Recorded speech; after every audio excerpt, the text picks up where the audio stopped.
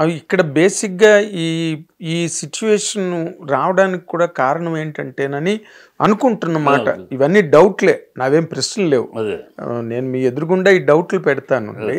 అదేంటంటే ఇప్పుడు 'భక్త కన్నప్ప' అనే సినిమా చేస్తున్నారు. దానికి చాలా ఓవర్ బడ్జెట్ అయింది. అనుకున్న దానికన్నా బడ్జెట్ ఎక్కువైంది. మోహన్ బాబు గారు కూడా నాతో అన్నారన్నమాట. బడ్జెట్ అనుకున్న దానికన్నా ఓకే ఖర్చు పెడుతున్నారు నాతో మోహన్ బాబు గారు నాతో డైరెక్ట్గా అన్నారన్నమాట. ఈ ఫండ్స్ అన్నీ కూడా శ్రీ విద్యానికేతన్కి సంబంధించిన ఫండ్స్. వీటిని చాలా అన్అఫీషియల్గా ఈ సినిమాకి వాడుతున్నారు. చాలా తప్పుడు మాట మాది. గ్యారంటీగా బల్లగుచ్చి చెప్తాను, నాకు బాగా తెలుసు కనుక. పచ్చి అబద్ధం అంటే ఊరినే ఒక ఆరోపణ వేయటం తప్పితే, ఇప్పుడు తను చేసిన తప్పులకి సమర్థించుకోవడానికి ఆరోపణలు వేయటం తప్పితే అలాంటిది లేదు. అక్కడ సిస్టమ్ కుదరదు.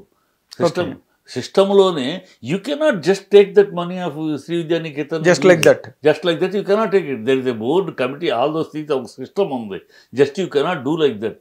అది జరిగే పని కాదు.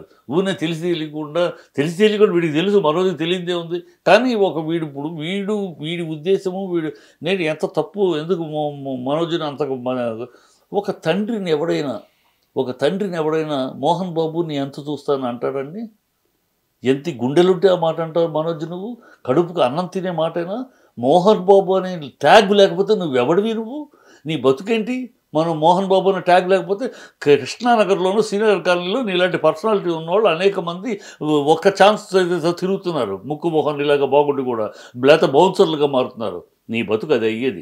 మోహన్ బాబు కొడుకు కాబట్టి మోహన్ బాబు అనే ట్యాగ్ నీకు ఉండబట్టి నీకు ఇవాళ స్థాయి. అది విష్ణు కూడా వర్తిస్తుంది. అందుకనే విష్ణు ఆ బాధ్యతతో ప్రవర్తిస్తున్నాడు. ఇప్పటికీ తండ్రికి గౌరవిస్తున్నాడు. ఇప్పటికీ తండ్రి ఒక గీత గీస్తే విష్ణు నువ్వు చెప్పేది కరెక్ట్ కాదు, ఇది మానేయమంటే మానేస్తున్నాడు. Even today I'm right. కానీ నేను విన్నది చెప్తున్నా, ఎందుకంటే చాలా స్ట్రాంగ్ సోర్సెస్. కాదమ్మా, మీరు చెప్పండి. ఒక తండ్రిని, మోహన్ బాబు లాంటి తండ్రిని, ఆ మోహన్ బాబు కడుపున పుట్టిన కొడుకు మోహన్ బాబు అంతు చూస్తాను అనే మాట అనొచ్చా?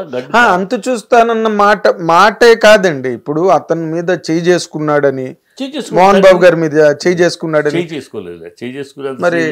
అంటే తోపుడు ఇప్పుడు ఇద్దరు ఉన్నారు, ఇద్దరికి బాడీ గార్డ్స్ ఉన్నారు, ఇద్దరికి బౌన్సర్స్ ఉన్నారు. ఈ బౌన్సర్స్కి ఏం చెప్తారు? నీ వాడిని నువ్వు కాపాడుకోవడానికి బాధ్యత. ఎవడు నీకు వాడు బంధువో నీకు అనవసరం. వాళ్ళు రోబోల్లాగే, అంతే రోబోల్లాగా. ఒకవేళ నీ బాస్ ఎలా ప్రోగ్రామ్ చేస్తే అలాగే అంతే. నీ బాస్ కనుక వాళ్ళని తొయ్యొద్దు అంటే ఆగాలి తప్పితే, లేకపోతే నువ్వు తోసుకుంటూ నీ బాసుని తీసుకెళ్తావు. ఇది వాళ్ళకి ఇన్స్ట్రక్షన్. అంతే. ఆ ఇన్స్ట్రక్షన్ లో ఈ చెన్నై ఎప్పుడు ఘర్షణ జరుగుతుందో ఒకళ్ళ ఆ బౌన్సర్లు ఇక్కడ, ఈ బౌన్సర్లు అటు వచ్చారు. ఆ తోపుల్లో ఆ అమ్మాయికి స్లిప్ అయి పక్కకు పడింది, వీడికి వేసుకుంటూ అవి జరిగింది తప్పితే, వాడు చేయి చేసుకునేంత సీన్ ఉంటే అసలు అప్పుడే నరికి పాత్ర వేసేవాడు. చేయి చేసుకుంటాం కాదు, ఆ నోరు జారాడు. అది కూడా ఎవరిది? అందువల్ల ప్రెస్లో ఇవాళ ఎంత అల్లరి అవడానికి కారణం అక్కడే. పోలీస్కి ఎవరు పిలిచారు? వచ్చి మాట్లాడుతున్నాడు, గొడవ జరుగుతుంది, ఘర్షణ. తండ్రి ఘర్షణ.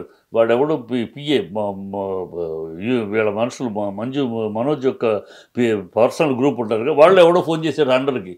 ఫోన్ చేసి గొడవ జరుగుతుంది, పోలీసు వచ్చారు. దాంతో కదా అలా అయింది. అక్కడ కదా బయటకు వచ్చినాక ప్రెస్ వాళ్ళందరూ ఉండగా, ఎవరు మిగతా వాళ్ళు ఉండగా, ప్రెస్ బౌన్సర్లు ఉండగా, చూస్తాను ఆ మోహన్ బాబు అంతు చూస్తాను ఆయన మాట అంటే ఇంక ఏమనాలి? చాలా పెద్ద మాట కదా. మోహన్ బాబు అంటే చిన్న వ్యక్తి, పైగా నీ తండ్రి. మోహన్ బాబు అనే పేర్లైతే నువ్వేంటి, నీ బతుకేంటని. మోరల్ పక్కన పెట్టి తండ్రి అన్నమాట ఒక పక్కన పెడితే పోనీ, గౌరవం లేదు, కోపం ఉన్నది, ఆగ్రహం ఉంది, అదంతా ఓకే. బట్ మోహన్ బాబు చిన్న వ్యక్తి కాదు కదా. Big man, very big man. అసలు ఆ మాట మాట్లాడటం అక్కడే మోహన్ బాబు కేసు పెట్టాడు. లేకపోతే మోహన్ బాబు కేసు పెట్టాడు. కానీ ఆయన కేసు పెట్టడం కూడా దాన్ని మీరు ఎట్లా విశ్లేషిస్తారు చిట్టిబాబు గారు?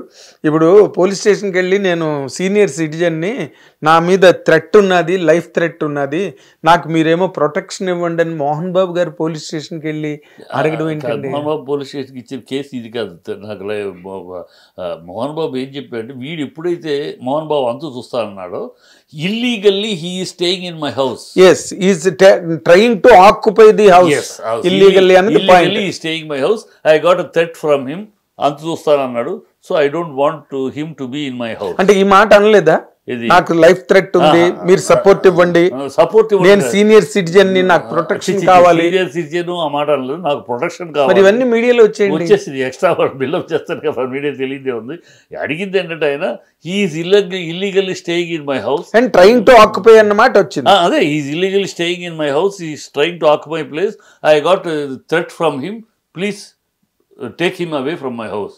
అది ఆయనకి ఇచ్చింది కంప్లైంట్. అతను నా ఇంట్లో ఉండటానికి లేదు, అనాథరైజ్డ్గా ఇల్లీగల్గా స్టే చేస్తున్నాడు, తీసుకెళ్ళిపోండి అని. మన సినిమా పరిశ్రమకు సంబంధించిన ఒక పెద్ద వ్యక్తి, మీలాగే ఒక సీనియర్ వ్యక్తి అండ్ వాళ్ళ ప్రాంతం వ్యక్తి కూడా ఆయన నాతో అన్నమాట ఏంటంటే, మనోజ్ యాటిట్యూడ్ చాలా కూల్ అండ్ కామ్ యాటిట్యూడ్ అండి మనోజ్ది. తనకి వాడికి ఆస్తుల మీదో లేకపోతే ఆస్తుల్ని చేజిక్కించుకుందామని అలాంటి ఆలోచన లేవు. ఉన్న లోపం కానీ దోషం కానీ ఏదైనా ఉంటే విష్ణు దగ్గరే ఉంది. మోహన్ బాబు గారి స్టాఫ్ని అంతటిని కూడా కంప్లీట్గా మార్చేశాడు. వాళ్ళని తీసేసి తన మనుషుల్ని ఊరి నుంచి తీసుకొచ్చుకుని పెట్టుకున్నాడు ఇక్కడ, ఎందుకంటే తన కంట్రోల్లో ఉండాలి ప్రతిదీ అని ఒక పెద్ద వ్యక్తి నాకు ఈ మాట చెప్పారు. గారు చెప్పుంటారు, బట్ గోపాల్ రెడ్డి ఆయన ఉన్నారు, ఆయన మేబీ ఆయన అనుకుంటున్నాను, నేను పేరు చెప్పను, బట్ నాతో చెప్పిన వ్యక్తి ఇది. ఇది కరెక్ట్, అది half correct, half truth, half.